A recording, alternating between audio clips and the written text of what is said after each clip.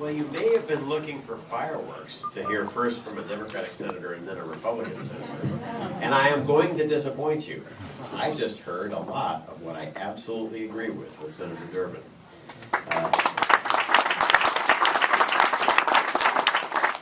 Many of you know that we have teamed up on a bunch. We are right now going through the very calm, non-controversial issue of how to expand O'Hare Airport. and trying to referee between the airlines and the city of Chicago to make sure that the #1 job engine for Northern Illinois maintains its momentum, which is O'Hare, 700,000 jobs. When we look at the issues that we're facing coming up, a number of them are daunting, and I can say that I am now speaking to you with the experience of being a senator for a whole 60 days. Let me just briefly, because then open it up for questions, briefly just tell you about that experience. I won the general election and the special election to complete Senator Obama's term.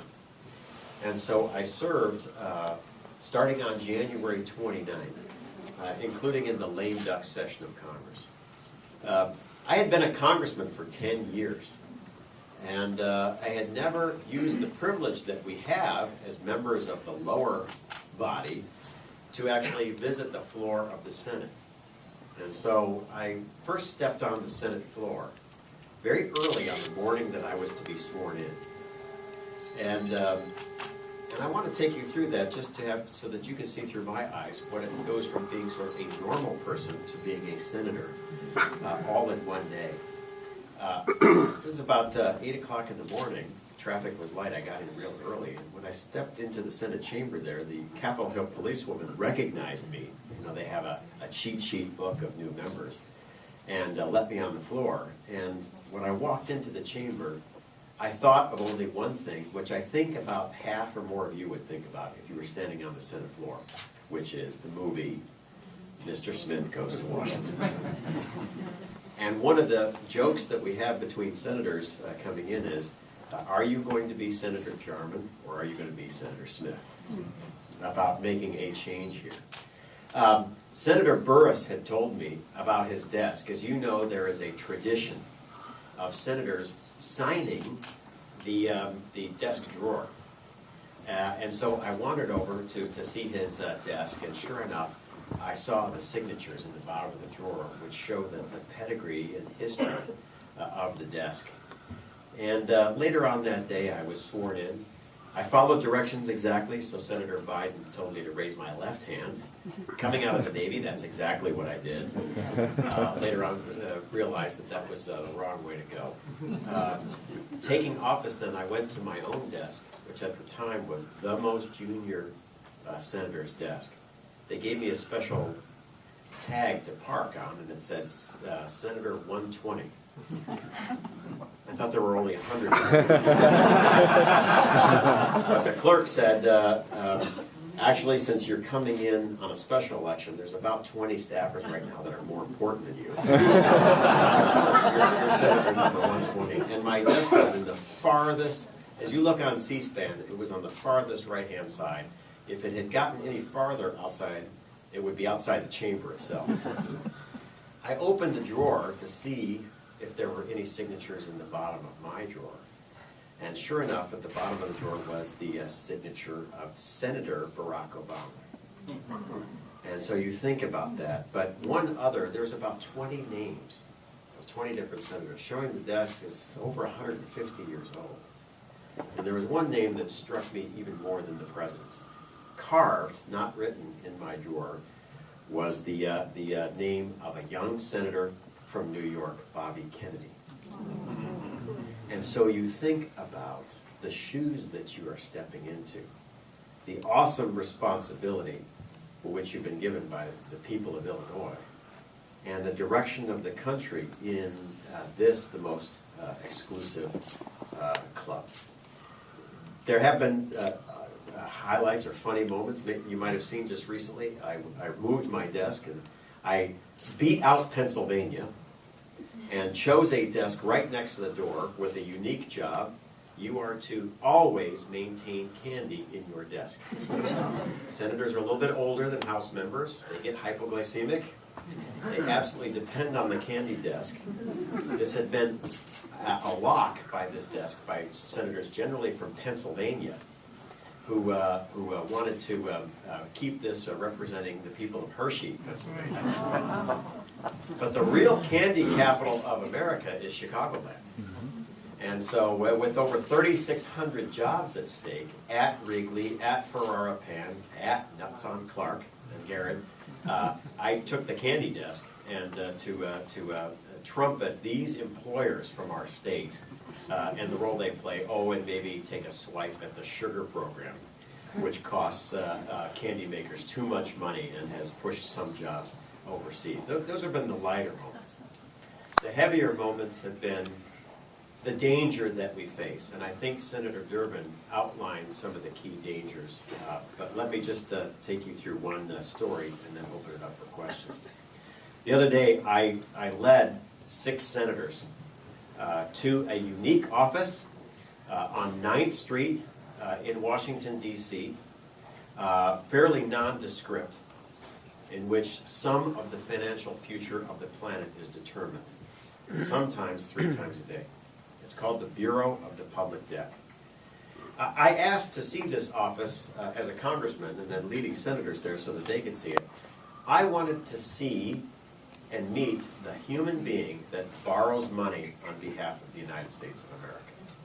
On the military principle that you go to the forward edge of battle and you talk to the junior lieutenant, you'll learn more about the situation than any death by PowerPoint back at headquarters. I wanted to talk to the human being that borrows money. And when Commissioner Van Zeck first greeted me there, he said, "Congressman," at the time, "you are the first member of Congress ever to physically visit this office in the 34 years living memory of our time here."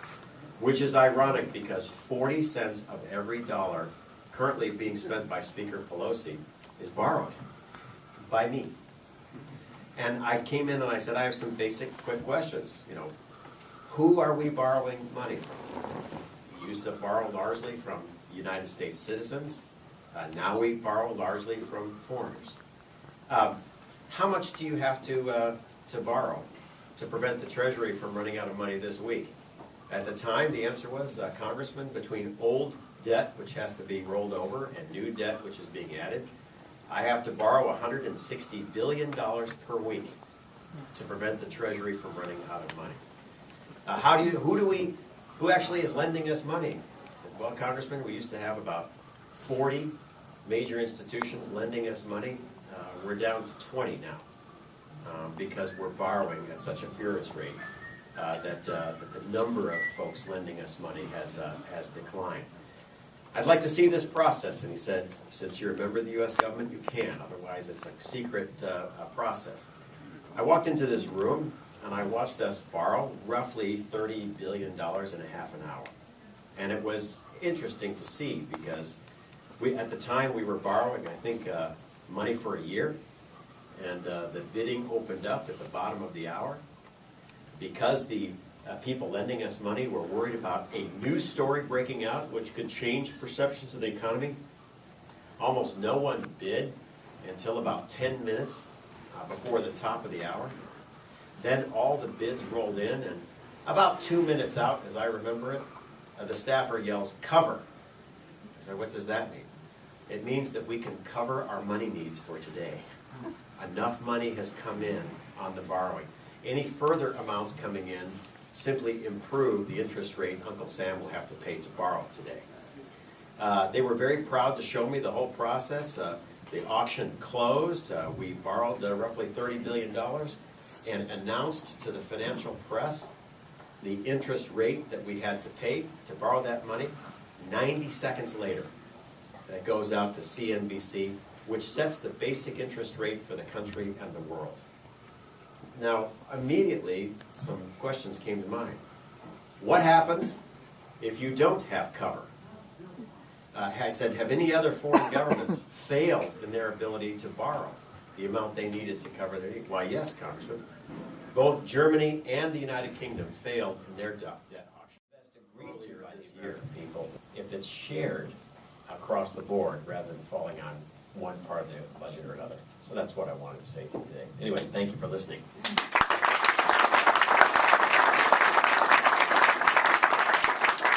I know you're worn out, but any questions, comments, thoughts? Barb from my hometown, from 10th Congressional District. And it's appropriate that I say welcome and congratulations on your election. And as I'm sure you know, our community colleges in Illinois stand ready to assist in trying to turn this economy around. Given some of the things that you talked about, the deficit and the direction that the country is going, and knowing the important role that community colleges play, not only in Illinois but in the country, when we look at our Pell Grants and our workforce programs, our career and tech ed programs, what do you think it can be expecting over the next year or so? In general, Pell Grants and the key parts of the education budget in the President's outline are generally the favored amounts compared to the pain suffered elsewhere. I saw somewhere, I may be wrong, but I think the President's budget had like a 16% reduction for transportation programs. And there are whole defense programs that were canceled outright. The key armored vehicle the Marine Corps has linked its future to was wiped out, for example. And so I see the President's recommendations as largely having political strength over the long haul. While the House may cut deeper and the Senate may not cut much, if you ask me to be a political prognosticator, I would say where the President came out of this budget is likely where we're going to end up on Pell Grants, etc. There is generally a feeling that there should be shared sacrifice and reductions across the board, but also feeling that the up-credentialing, especially of workers who need to switch professions or to increase the ability of marketable skills, I would say especially in science, healthcare, engineering, and computing, which are high-growth areas for the recovering economy, he and the Senate largely perceive as necessary. So if I was doing my planning for an institution, I would say, well, I'm going to go through the up and down emotional cycle of hearing about this amendment or that. On this area, I think the President's numbers will largely prevail in the end. And this is for the 2012 year. For 2011, which is what's currently being debated, my guess is that we'll probably fund all programs right around what I would call the 2008 plus. So whatever you got in 2008, you're getting, unless you're one of the favored accounts. And I'm not sure that these accounts, the Pell accounts, are going to be favored in that battle because the Congress really wants to deal with 2011 issues right away. And shared sacrifice and one overall funding target for the whole government is generally where they go on battles like that.